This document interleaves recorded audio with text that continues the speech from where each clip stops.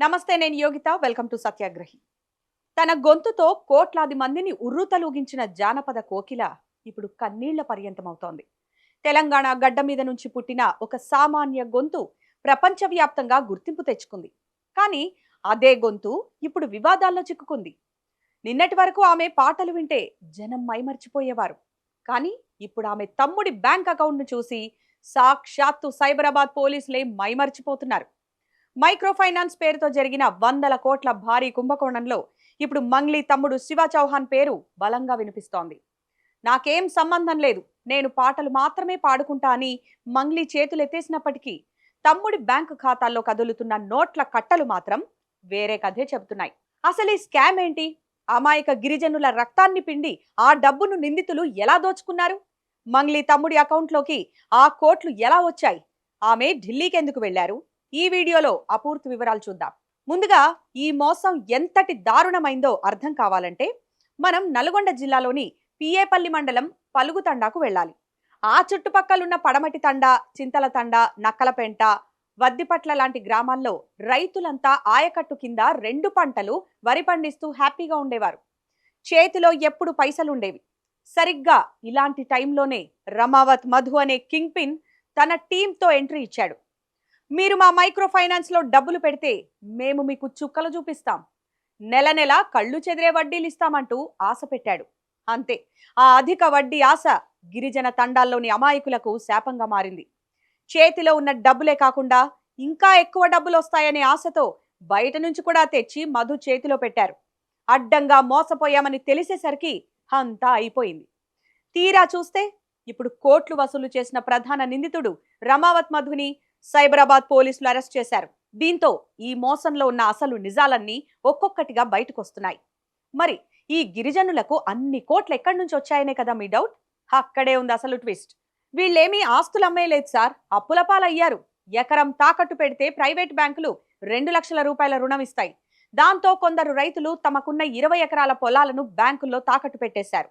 ఇళ్ల మీద చోళ, మహేంద్ర, 5 స్టార్ లాంటి ప్రైవేటు బ్యాంకుల నుంచి 20 నుంచి 30 లక్షల చొప్పున లోన్లు తీసుకున్నారు. ఆడవాళ్లు ఒంటి మీదున్న బంగారాన్ని కూడా కుదువ పెట్టేశారు. ఆఖరికి విద్యావంతులు, ప్రభుత్వ ఉద్యోగులు సైతం పిచ్చి ఆశతో తమ డిపార్ట్మెంట్లలో లోన్లు తీసుకొని మరి ఈ మోసగాడికి కోట్ల రూపాయలు అప్పగించారు. డబ్బుల మీద ఉన్న ఆశతో ఏజెంట్లను పెట్టుకొని మరి వసూళ్లు చేసి మధు టీంకిచ్చారు. చివరికేమైంది? నమ్మి పెట్టిన పెట్టుబడి పోయింది, వడ్డీలు రావడం లేదు. లోన్లు కట్టలేక అప్పులిచ్చిన వారి నుంచి తీవ్ర వేధింపులు మొదలయ్యాయి. ఆ తండాల్లో ఇప్పుడు ఏ ఇల్లు చూసినా కన్నీళ్లే కనిపిస్తున్నాయి. విచిత్రం ఏంటంటే ఈ మైక్రో ఫైనాన్స్ ఊబిలో చిక్కుకున్నది కేవలం అమాయక గిరిజనులు మాత్రమే కాదు, కొండమల్లేపల్లి ఏరియాలో ఉన్న బడా వ్యాపారులు కూడా ఈ వలలో చిక్కుకున్నారు. కోట్ల రూపాయలు మధు చేతిలో పెట్టి ఇప్పుడు నోరు విప్పితే పరువు పోతుందని లోపల కుమిలిపోతున్నారు. ఇక వీళ్లకంటే పెద్ద జోకేంటో తెలుసా?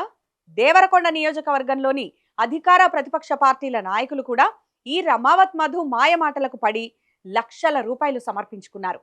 అక్రమాలకు అడ్డుకట్ట వేయాల్సిన కొందరు పోలీసులు సైతం ఈ స్కామ్ లో ఇన్వెస్ట్ చేశారనే ప్రచారం జరుగుతోంది. మేము అంత పెద్ద లీడర్లం, మమ్మల్నే మోసం చేశారా అని జనం ముందు చెప్పుకోలేక, అలాగని డబ్బులు వదిలేసుకోలేక ఈ నాయకులు పడుతున్న బాధలు చూస్తుంటే జాలేస్తోంది. వీరంతా పరువు కోసం భయపడి సైలెంట్ గా ఉంటే అమాయక గిరిజనులు మాత్రం రోడ్డున పడ్డారు. సరే, ఇదంతా ఒకెత్తైతే అసలు ఈ కేసులోకి సింగర్ మంగ్లీ పేరు ఎలా వచ్చిందో ఇప్పుడు చూద్దాం. ఈ కేసులో ప్రధాన నిందితుడు రమావత్ మధు బ్యాంక్ అకౌంట్లను సైబరాబాద్ పోలీసులు జల్లెడ పట్టారు. అందులో వచ్చిన స్టేట్మెంట్స్ చూసి పోలీసులకే దిమ్మ తిరిగిపోయింది. నిందితుడు మధు అకౌంట్ నుంచి మంగ్లీ తమ్ముడు శివ చౌహాన్ అకౌంట్లోకి 3 సార్లు భారీగా డబ్బులు బదిలీ అయినట్లు బ్యాంక్ ఆధారాలతో సహా బయటపడింది. నాకు గాని నా తమ్ముడికి గాని ఈ వ్యాపారంతో ఎలాంటి సంబంధం లేదు, మేము కేవలం ఈవెంట్స్ చేసుకుంటామని మంగ్లీ అంతకుముందు స్టేట్మెంట్ ఇచ్చారు. మరి సంబంధమే లేనప్పుడు ఈ అరెస్ట్ అయిన రమావత్ మధు అకౌంట్ నుంచి మీ తమ్ముడి ఖాతాలోకి ఆ కోట్లు ఎందుకు వచ్చాయి మంగ్లీ అని నెటిజన్లు ప్రశ్నిస్తున్నారు. నిజానికి లాయర్ సుబ్బారావు పంజాగుట్ట పోలీసులకు ఫిర్యాదు చేసినప్పుడే ఈ వివాదం రాజుకుంది. అప్పుడు మంగ్లీ నా పాపులారిటీ చూసి ఓర్వలేక ఇలా చేస్తున్నారు అని కొట్టిపారేశారు. కానీ ఇప్పుడు పోలీసుల బ్యాంక్ స్టేట్మెంట్స్ ఆమె వాదనను పూర్తిగా ఇరకాటంలోకి నెట్టేశాయి. తాజా సమాచారం ప్రకారం ప్రస్తుతం మంగ్లీ హైదరాబాద్ లో లేరట. ఎక్కడ తన తమ్ముడు అరెస్ట్ అవుతాడో, ఎక్కడ తన పేరు బయటకు వస్తుందో అనే భయంతో ఆమె ఢిల్లీకి వెళ్లిపోయినట్టు తెలుస్తోంది. అక్కడున్న ఓ పెద్ద రాజకీయ నాయకుడిని కలిసి ఈ కేసు నుంచి ఎలాగైనా బయటపడేలా చూడాలని మంతనాలు జరుపుతున్నట్లు వార్తలు వస్తున్నాయి.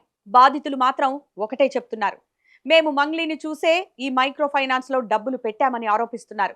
ఇప్పటికే పోలీసులు రమావత్ మధు, హిమకాంత్ రెడ్డి, శివ చౌహాన్ల ఖాతాల పూర్తి హిస్టరీ ఇవ్వాలంటూ బ్యాంక్ అధికారులకు లేఖలు రాశారు. పక్కా ఆధారాలు దొరికితే మాత్రం మంగ్లీ తమ్ముడు శివ చౌహాన్ ను పోలీసులు అరెస్ట్ చేయడం ఖాయంగా కనిపిస్తోంది. అక్కడితో ఆగకుండా ఈ స్కామ్ లో మంగ్లీ పాత్ర ఎంతవరకు ఉందనే దానిపై కూడా పోలీసులు లోతుగా విచారణ చేసే అవకాశం ఉంది. చూశారుగా, అమాయకుల కష్టార్జితం కోట్లలో దోపిడీకి గురైతే ఆ డబ్బులు చివరకు ఎక్కడికి వెళుతున్నాయో ఈ బ్యాంక్ అకౌంట్లే చెప్తున్నాయి. పాటల పల్లకిలో ఊరేగిన మంగ్లీ ఇప్పుడు ఈ స్కామ్ కేసుతో ఎక్కడికి చేరుకుంటుందో చూడాలి. ఢిల్లీ లీడర్లు రక్షిస్తారో లేక చట్టం తన పని తాను చేసుకుపోతుందో కాలమే నిర్ణయిస్తుంది. మరి ఈ మైక్రో ఫైనాన్స్ స్కామ్ మీద, మంగ్లీ తమ్ముడి అకౌంట్లోకి వచ్చిన కోట్ల రూపాయల మీద మీ అభిప్రాయం ఏంటి? ఈ వీడియో కింద కామెంట్ సెక్షన్ లో మాకు తెలియజేయండి. ఇక ఈ వీడియోను అందరికీ షేర్ చేయండి. ఇలాంటి మరిన్ని పొలిటికల్ అప్డేట్స్ కోసం ఇప్పుడే మన ఛానల్ ని సబ్స్క్రైబ్ చేసుకోండి. Thanks for watching.